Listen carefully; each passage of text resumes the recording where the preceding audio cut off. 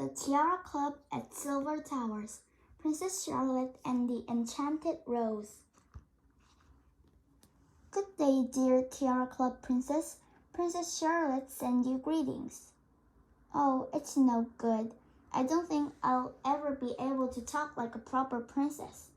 But I'm so pleased you're coming to Silver Towers at the Royal Palace Academy with me. And Katie, Daisy, Alice, Sophia, and Emily. It'll be such fun. We'll float about being totally perfect princesses, and every day will be just perfect. Although my first day wasn't perfect at all. Chapter 1. It was my first ever day at Silver Towers. I was so excited I could hardly breathe. I started packing weeks and weeks before, and I'd read the letter from the head teacher about a million times. I kept pinching myself as our coach rattled along the road. I'd been dreaming for so long that I was a proper Tiara Club princess at Silver Towers, and now I was nearly there. My trunks were on the seat beside me, and I had a gorgeous new dress from the royal reception. It was pale violet silk, with the sweetest little matching shoes with real pearl buckles, so I really did feel almost pretty when I wore it. My hair's rather mousy, and my nose is very ordinary.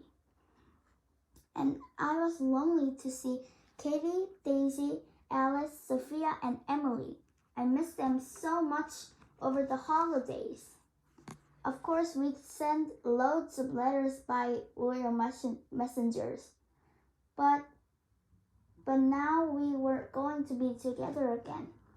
When we finally turned into the twirly silver gates, I bounced from one side of the coach to the other, trying to see everything at once. The Silver Towers were so romantic. Even though it was a gray day, they were still shining, and the tops reached right up to the clouds. We drove into a huge courtyard, and the coach stopped. "Is this the palace, your Royal Highness?" the footman asked. I fished around my bag for the map, and it wasn't there. I'd forgotten it, even though Mom and Dad had reminded me about 100 times before they went off to their royal tour.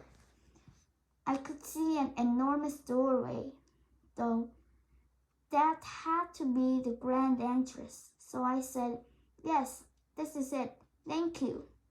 The coachman piled my trunks by the step, and there I was standing outside my new school. Rat-a-tat-tat.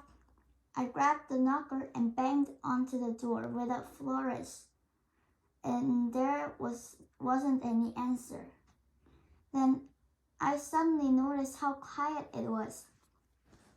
Surely there would be other princesses arriving by now. It began to feel just a teeny bit anxious.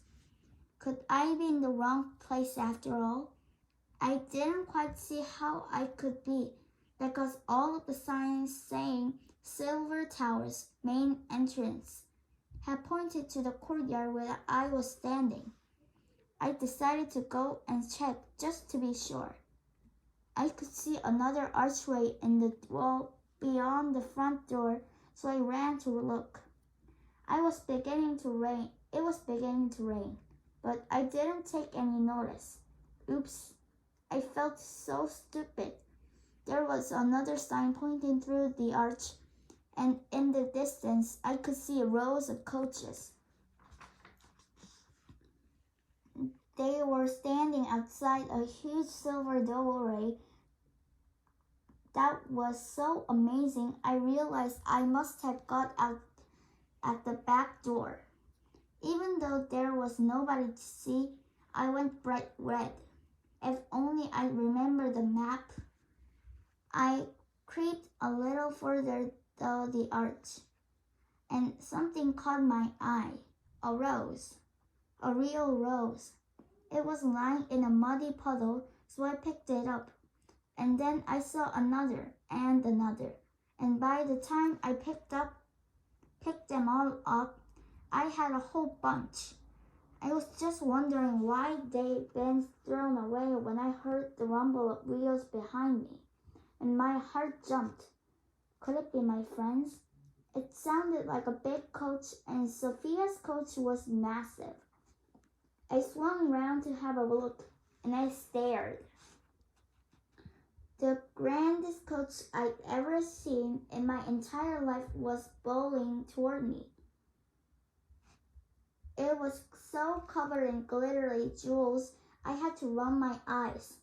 It slowed down as it reached the archway, and I saw a snotty-looking girl peering at me from the window.